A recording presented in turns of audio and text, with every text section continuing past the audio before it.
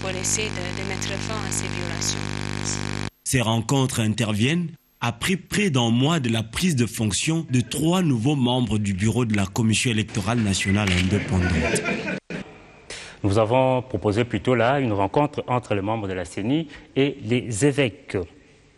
L'actualité, autre point chaud de l'actualité, c'est aussi cette annonce à Béni, dans le Nord Kivu, des mesures sécuritaires exceptionnelles devront prendre les autorités provinciales pour soulager les populations de cette partie du pays. L'annonce est de Julien Paluku Kaongia. Le gouverneur séjourne dans cette ville pour y évaluer la situation sécuritaire. Eric Asmissi.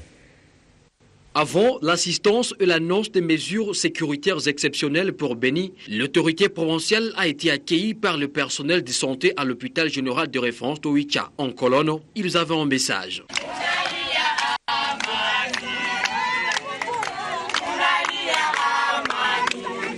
Après un bref entretien avec ceci, Julien Paluku Kaongia a honoré quelques factures en souffrance de malades. L'objectif est double. Le premier objectif, c'est de soulager d'abord les malheurs à nos malades qui n'avaient pas de moyens. Le deuxième objectif, c'est d'appuyer l'hôpital parce que je ne pouvais pas distribuer à chaque infirmier $1, $1 ou 100 francs. Mais lorsqu'on paie les factures, c'est qu'on permet à l'hôpital de reconstituer un stock de médicaments qui va lui permettre de fonctionner demain et d'accueillir les malades ordinaires. Parce que si cela n'est pas fait, finalement, tous les malades qui sont en difficulté de payer leurs factures vont écouter tous les médicaments et même les malades ordinaires demain vont se trouver en face des problèmes. L'exécutif provincial qui annonce l'arrivée du chef de l'État dans les heures qui suivent à Béni croit que les garants de la nation sera porteur de grandes mesures sécuritaires. L'objectif du président de la République, c'est de mettre fin à cette insécurité pour que nous cessions des tours que nous avons fait depuis longtemps vers les territoires de Béni. Et c'est la raison pour laquelle le chef de l'État va lui-même arriver ici avec des mesures qu'il va annoncer sur le plan militaire pour qu'il se rassure que vraiment cette arrivée soit la dernière pour lui, pour venir ici en termes de compter les morts et ceci. Je pense que prochainement, le chef de l'État viendra ici, cette fois-ci, pour célébrer la paix, pour fêter avec la population de Béni. Le médecin-chef des zones de santé d'Oicha trouve un soulagement avec l'arrivée de l'autorité provinciale. Nous avons maintenant été compris. Maintenant, l'espoir revient. Qu'on vienne nous annoncer et nous montrer que la guerre est finie et que nous sommes dans la paix. Et tout porte en croire que le chef de l'État, Joseph Kabila Kabange, foulera ses pieds ce week-end à Béni. Et puis reprise totale du trafic sur le tronçon Béni-Boutembo après plusieurs jours de coupures dues aux pluies diluviennes. Ces tronçons réveillent une peau neuve grâce à l'intervention de l'Office de route. Le constat a été fait par le ministre des Infrastructures et Travaux publics. C'est un ouf de soulagement que peuvent pousser les usagers de la RN2 tronçon Béni-Boutembo. Après plusieurs jours de coupure, le trafic a été rétabli grâce à une rapide intervention de l'Office des routes. À quelques 4 km du pont Kisalala qui passe à 2 voies, la route s'était entièrement détruite suite aux pluies, entraînant une coupure du trafic et un embourbement de près de 1000 camions. Florie Moutouti Metila, directeur général adjoint de l'Office de route, parle des efforts qu'il a fallu déployer pour atteindre ce résultat. On avait à peu près ici près de 1000 véhicules qui étaient immobilisés. Après avoir évacué les véhicules, nous avons commencé par faire la purge de ces bourbiers. Après la purge, maintenant nous sommes en train de recharger avec des matériaux que vous êtes en train de voir. Alors nous sommes pratiquement sur 20 à 30 cm d'épaisseur sur le rechargement. En fait, nous avons largement renforcé la partie qui est sous nos yeux. En principe, avec ces rechargements, la route devra tenir très longtemps. Et donc ici, nous avons fait vraiment des grands travaux pour maintenir la route dans un standard très élevé.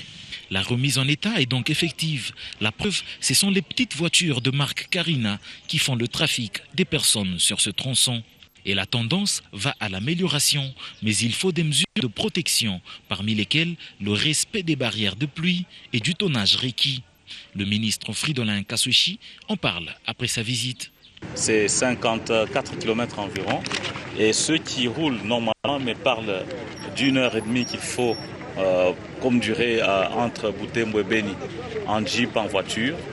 Et son état est en tout cas très très acceptable, mais simplement il faut comprendre que c'est une route qui est excessivement sollicitée par des camions, des gros tonnages excessifs, au-delà des 60 tonnes.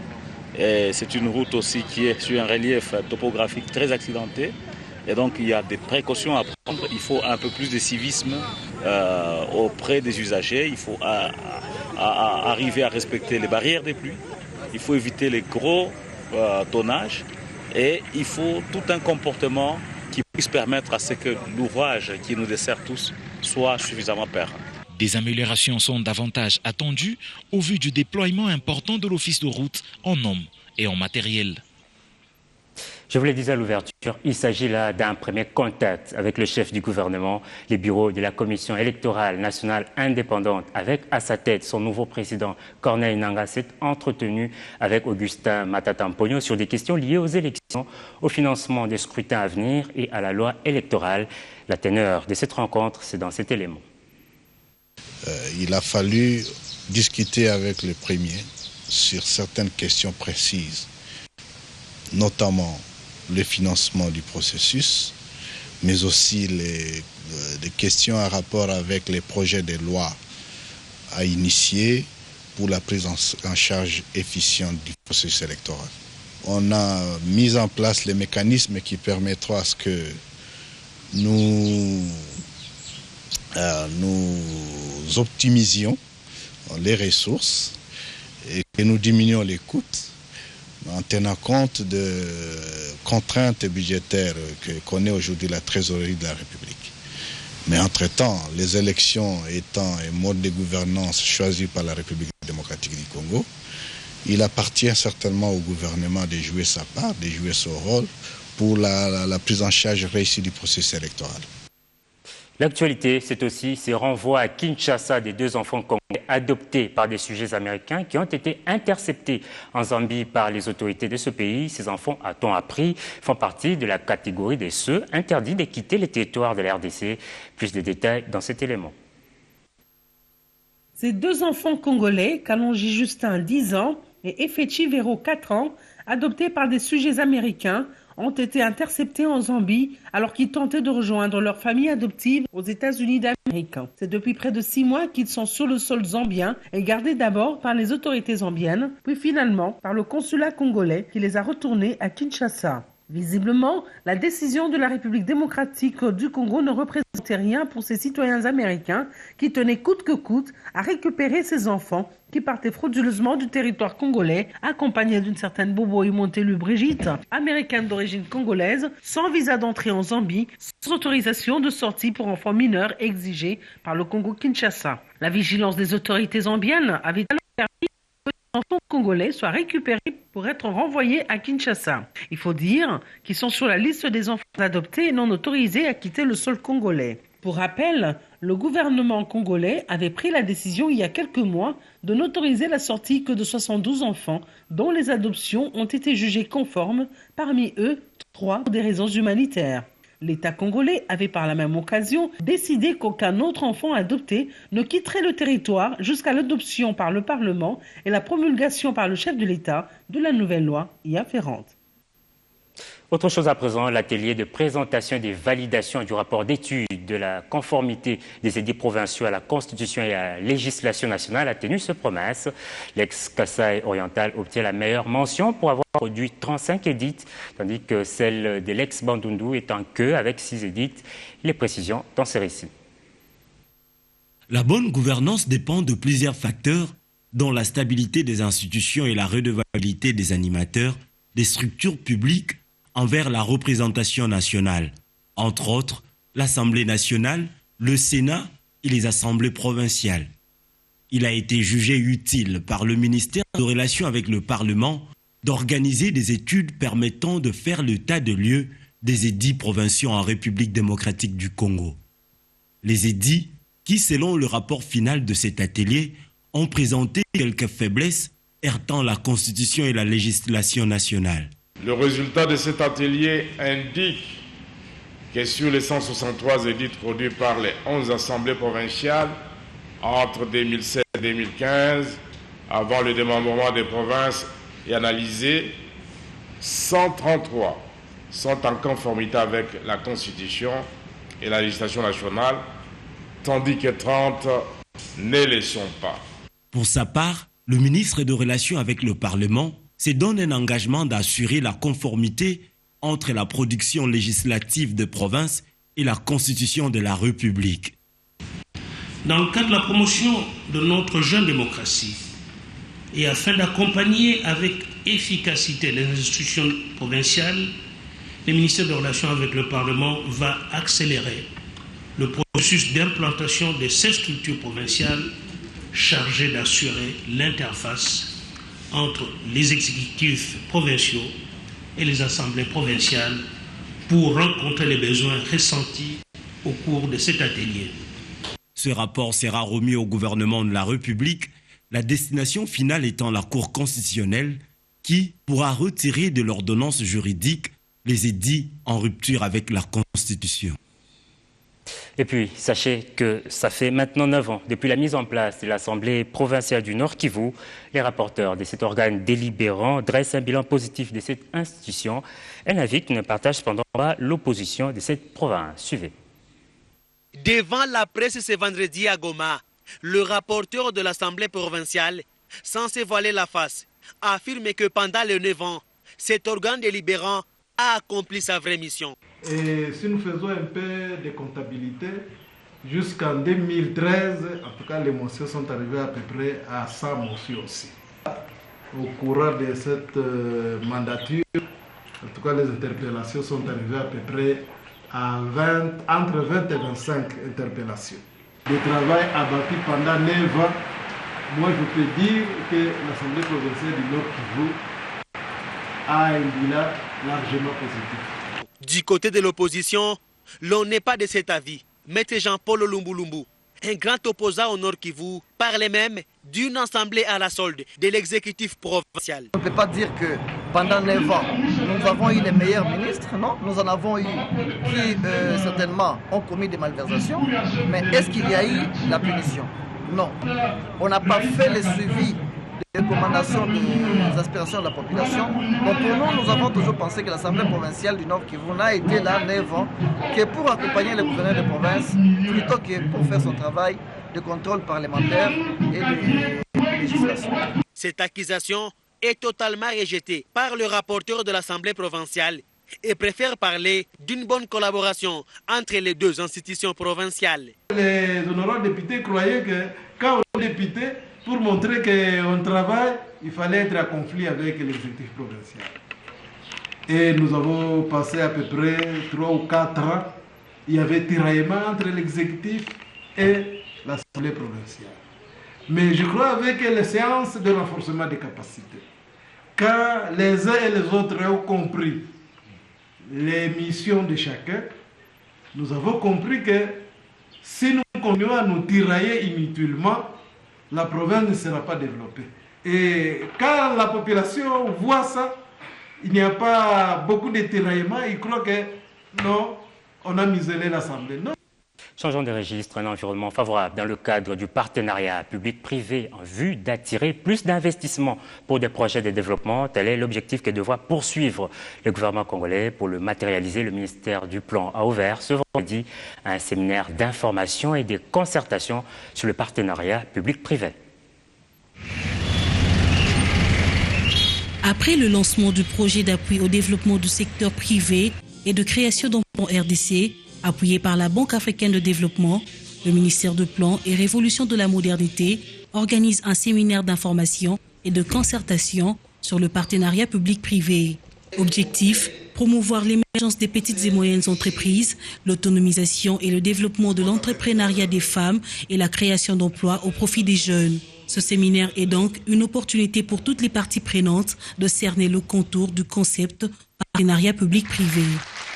C'est un nouveau concept en République démocratique du Congo. Comme c'est nouveau, il faudra que les gens apprennent à maîtriser ce concept. Raison pour laquelle nous faisons appel aux spécialistes qui ont la maîtrise de ce concept pour partager avec nous, pour permettre aux dirigeants ainsi qu'aux opérateurs économiques de s'en imprégner et d'en faire bon usage. C'est un nouveau concept qui pose des problèmes d'adaptation et d'amélioration aussi dans les contacts que nous devons avoir, la synergie qui doit exister entre les administrations et les entreprises. Ici également de noter que le gouvernement accélère la finalisation de la loi sur le partenariat public-privé afin de le faire approuver par le Parlement et de doter ces secteurs d'un cadre légal pour une bonne éclosion, une croissance soutenue et génératrice de revenus. 2015, année des commémorations des 70 ans de l'Organisation des Nations Unies pour l'alimentation, une occasion pour la FAO d'évaluer l'exécution de son mandat et qui lui a permis d'affronter des problèmes urgents liés à la faim et à la malnutrition dans le monde. La question était au cœur d'une rencontre ce vendredi à Kinshasa. Évaluer les exécutions de son mandat, c'est à cet exercice que la FAO s'est adonnée tout au long de l'année en cours qui coïncide avec les 70 ans de sa création. Occasion pour son directeur général José Graziano de décerner des médailles en bronze aux partenaires stratégiques qui ne cessent d'apporter leur soutien à cette institution et également leur franche collaboration. Sur les 50 bénéficiaires de l'Afrique, 200 de la RDC. Pour la catégorie organisation, il s'agit de l'association Action pour la sécurité et le développement, en sigle ASSAD, qui est basée à Landaka. Cette association qui a bénéficié des formations dans le domaine de la pêche, la technique améliorée de transformation et consommation du poisson, encadre à ce jour plus de 1500 associations de pêcheurs. Les bénéficiaires témoignent ici leur gratitude. D'abord, mes remerciements particulièrement à M. le représentant. Il a cru en moi, avec son équipe. Je tiens à remercier notre gouvernement. Le FAO a continué toujours à nous appuyer pour que nous n'exportons pas encore les Thompson, la chikwang, le farine de manioc, mais que nous mangeons congolais. En croire le représentant de la FAO en RDC, ces deux lauréats ne constituent qu'un échantillon des milliers d'autres partenaires et les incitent également à plus d'émulation pour la poursuite de leurs actions. En santé, plus d'engagement et plus de ressources pour mettre fin à l'épidémie du VIH-Sida en RDC d'ici à l'horizon 2030. Le centre IST de Matongé dans la commune de Kalamou a abrité le lancement officiel communautaire de la lutte contre le VIH-Sida. Cette large campagne est lancée en marge du mois consacré à la lutte contre le VIH-Sida. Tous ensemble contre le VIH-Sida, se protéger, c'est se faire dépister. Le monde entier a pris l'engagement de mettre fin à cette épidémie qui affecte une partie significative de la population dans plusieurs continents. Pour la République démocratique du Congo, à travers cette manifestation, le ministre de la Santé Kabange Numbi a annoncé les objectifs qui se fixent pour la mobilisation et la sensibilisation de la population congolaise concernant les dépistages volontaires pour arriver à l'horizon 2020 à dépister 90% des personnes vivant avec le VIH.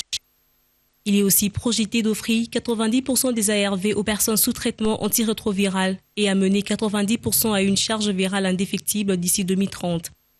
109 284 personnes étaient sous traitement antirétroviral, sur un total de 347 504 personnes attendues, alors que fin 2011, ce chiffre était seulement de 53 554.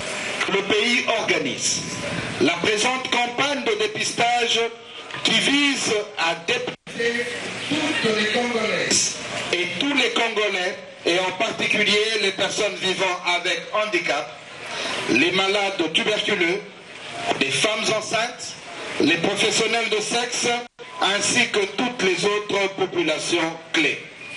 Le dépistage étant gratuit, tout Congolais devra y avoir accès pour connaître son état sérologique. Il y a des stratégies mobiles qui vont être lancées. Donc on va déployer ces genres de dépistage dans toute la ville pour pouvoir amener tout le monde au dépistage. À plus d'engagement, de responsabilité dans ces rapports sexuels, l'importance du dépistage doit être compris. Il va de notre intérêt de nous faire dépister pour pouvoir savoir quel est notre état de santé et comment on peut alors se protéger, soit L'engagement de tous est requis pour relever les défis du combat vers zéro contamination. En sport, football, Jean-Florent Ibenge est à quelques heures de la publication de la liste de 23 élus pour la campagne du CHAN 2016 qui se déroule du 17 janvier au 6 février au Rwanda. Les fans et amateurs de football ont également mis leur grain de sel dans la recette. Ils parlent des critères dont les sélectionneurs doivent se baser pour un choix judicieux. Sauf imprévu, c'est la semaine prochaine que Jean-Florent Ibenge publiera la liste de 23 léopards pour la campagne du championnat d'Afrique des Nations. Quelles sont les attentes du public? Ibenge doit choisir les meilleurs joueurs du moment et le gouvernement doit lui donner les moyens pour pouvoir circuler dans tous les pays afin de trouver les meilleurs joueurs du moment. J'ai fait allusion aux joueurs qui prouvent sur le terrain qu'ils sont en forme. Le choix est plus fait sur des joueurs qui se font remarquer dans leur club sur le plan local.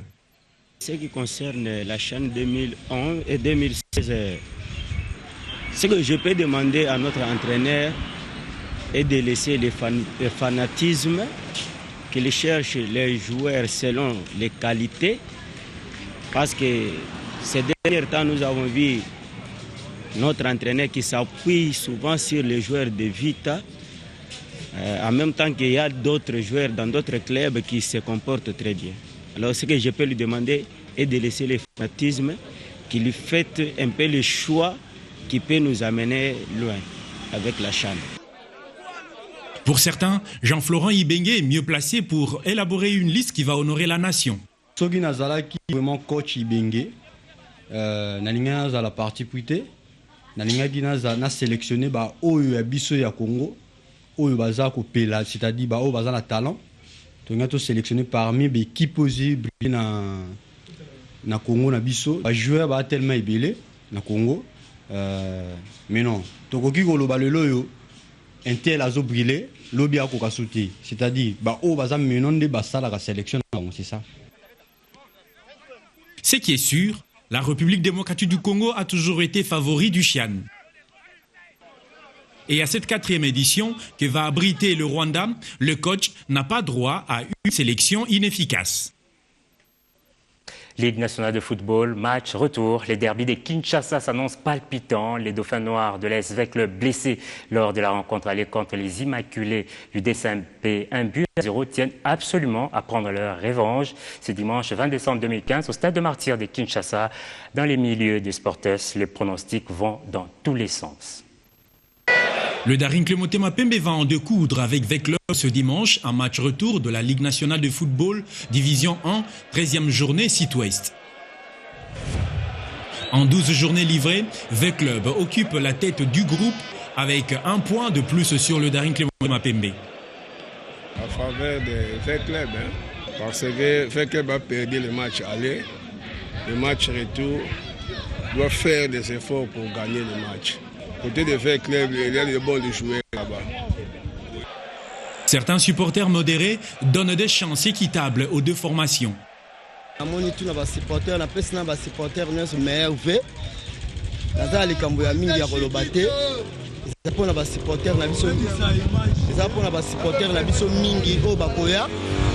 est les meilleurs qui gagnent. Desi Motema Pembe na lingaka pe Asper Club. En tout cas na kosenga ba supporter na biso bazala na botosi na bombwania on a ndenge tozo ya dimanche tozela les maires qui gagnent arbitre abeta piololo to sepela. En dépit du fanatisme, les supporters sont appelés à la sportivité. On a match à dimanche tant que avec les bien.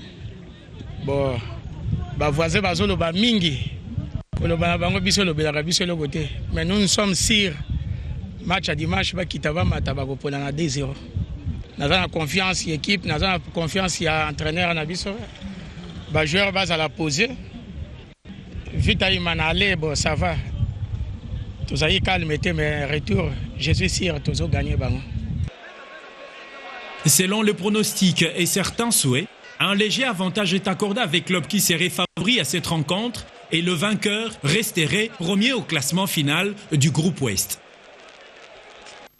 Et en attendant cette rencontre, les DSMP continuent à s'organiser. Les clubs lancent un appel à ses supporters de venir souscrire part de l'équipe qui s'élève à 600 000 actions à la portée de qui veut devenir actionnaire dans les clubs vert-blanc. Jean-Louis Lukanda.